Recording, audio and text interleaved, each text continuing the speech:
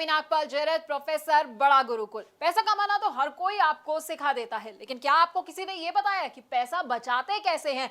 जानते हैं मैं ये बात क्यों कह रही हूँ? क्योंकि ये कहा जाता है कि एक एक बचाया हुआ रुपया कमाए हुए एक एक रुपए के बराबर होता है।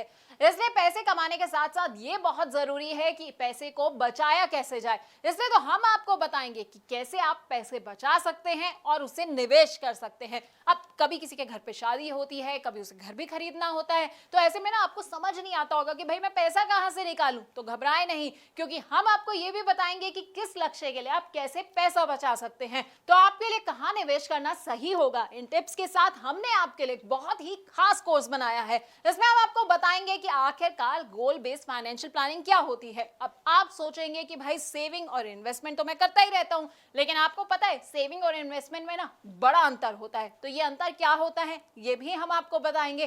पोर्टफोलियो मैनेजमेंट क्या होता है और कैसे आप गोल बेस्ड अपना पोर्टफोलियो बना सकते हैं, ये हम आपको समझाने वाले हैं। अब कई तरह के ना सिनेरियोज होते हैं, जैसे कि लोग क्या करते हैं, थोड़ा थोड़ा पैसा जो है वो हर महीने की सैलरी से निकालते हैं और उसे निवेश कर देते हैं। तो कई लोग क्या करते हैं कि बोनस मिला और सारा का सारा पैसा निवेश कर दिया। तो कौन सा सिनेरियो किसके लिए सही रहता है ये हम आपको बताएंगे। अपने कोर्स में हम आपको म्यूचुअल फंड्स के बारे में भी बताएंगे। और अगर आपके कुछ शॉर्ट टर्म गोल्स हैं, जैसे कि आप सोच रहे हैं कि भाई 6 महीने के बाद जो है ना मैं एक स्कूटर खरीद लेता हूं, या मैं सोच रहा हूं कि 6 महीने के बाद जो है बच्चों को घुमाने ले जाऊं, तो ऐसे गोल्स के लिए पैसा कैसे आपको इकट्ठा करना है ये हम आपको बताएंगे। अब कई आपके गोल्स ऐसे होंगे जो मीडियम टर्म होंगे, यानी कि आप सोच रहे होंगे कि भाई एक फॉरेन में अच्छी सी वेकेशन प्लान कर ली जाए, या फिर मेरे बच्चे की पढ़ाई जो है ना खत्म होने वाली है, अब उसकी हायर एजुकेशन की बारी आने वाली है, तो भाई मुझे उसके लिए पैसा कैसे इकट्ठा करना है, तो वो हम आपको बताएंगे।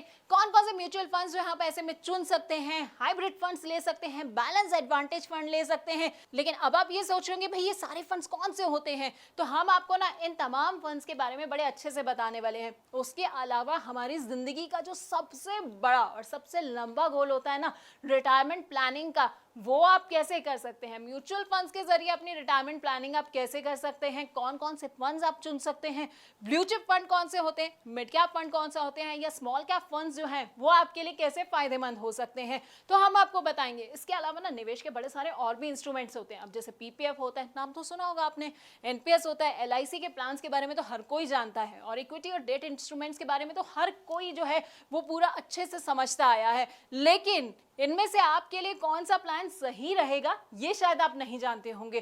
तो हम आपको ना अपने इस कोर्स में इन तमाम प्लान्स के बारे में अच्छे से जानकारी भी देने वाले हैं। और अगर आप रिटायर हो चुके हैं और आप सोच रहे हैं कि भाई मुझे तो बड़ा सारा रिटायरमेंट के बाद जो है ना पैसा मिल गया है, अब इसे मैं कहां पर निवेश करूं, तो बस आपको टेंशन नहीं लेनी है, क्योंकि हम आपको ये भी बताएंगे कि रिटायरमेंट के बाद आप कहां निवेश कर सकते हैं।